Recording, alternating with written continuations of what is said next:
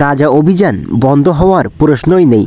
হামাসকে খতম না করে এ লড়াই ইসরায়েলের আত্মরক্ষার অধিকার আছে। হামাস যুদ্ধ অপরাধ করেছে, হামাসের সঙ্গে আলোচনায় বসবে না। গাজা অভিযান বন্ধ হওয়ার প্রশ্নই নেই বললেন নেতানিয়াহু। জাতিসংঘের চাপের মুখে নথি স্বীকার করলেন না নেতানিয়াহু। ইসরায়েলের পাশে দাঁড়ালো জার্মানি ও আমেরিকা। আপাতত গাজা অভিযান বন্ধ হচ্ছে না, যুদ্ধবিরতির প্রশ্নই নেই। কূটনৈতিক চাপ কিংবা যুদ্ধক্ষেত্রে প্রাণহানি কোনো কিছুই ইসরায়েলকে সংঘাত থেকে দূরে সরাবে না, জানিয়ে দিলেন ইসরায়েলের প্রধানমন্ত্রী নেতানিয়াহু। মঙ্গলবার 12 ডিসেম্বর জাতিসংঘের সাধারণ সভা যুদ্ধবিরতির প্রস্তাব গ্রহণ করেছিল, কিন্তু ইসরায়েল তাকে বিশেষ গুরুত্ব দিচ্ছে না। হামাসকে খতম না করে এ লড়াই থামবে না বলে স্পষ্ট জানিয়ে দিয়েছেন প্রধানমন্ত্রী নেতানিয়াহু। এদিকে বৃহস্পতিবার 14 ডিসেম্বর ইসরায়েলে যাচ্ছেন আমেরিকা এবং জার্মান প্রতিনিধি। আমেরিকার জাতীয় নিরাপত্তা উপদেষ্টা জ্যাক সুলেভান বৃহস্পতিবার জেরুজালেমে পৌঁছাবেন। অন্যদিকে বাভারিয়ার প্রধান মার্কোস সোদার ইসরায়েলে পৌঁছে গেছেন।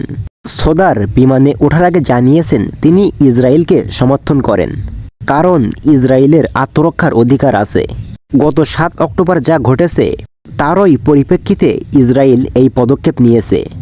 অন্যদিকে গাজার সাধারণ মানুষের কথা জিজ্ঞাসা করা হলে তিনি জানিয়েছেন সেখানেও সাধারণ মানুষের মৃত্যু হচ্ছে, যা অনভিপ্রেত। কিন্তু ইসরায়েলের আত্মরক্ষার অধিকার আছে।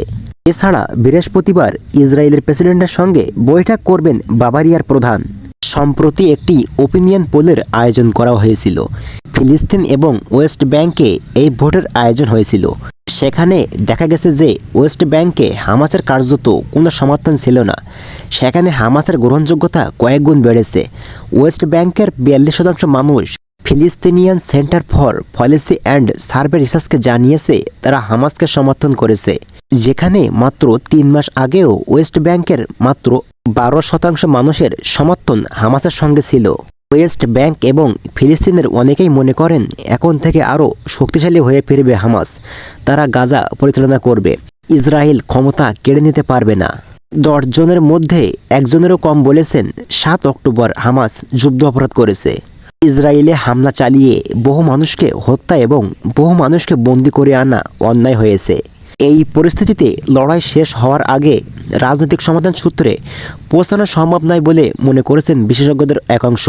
কারণ আমেরিকা এবং ইউরোপীয় ইউনিয়ন এই সমাধান সূত্রে ফিলিস্তিনের কর্মকর্তাদের সঙ্গে আলোচনায় বসলেও হামাসের সঙ্গে আলোচনায় বসবে না, কারণ হামাসকে তারা জঙ্গি সংগঠন বলে মনে করে।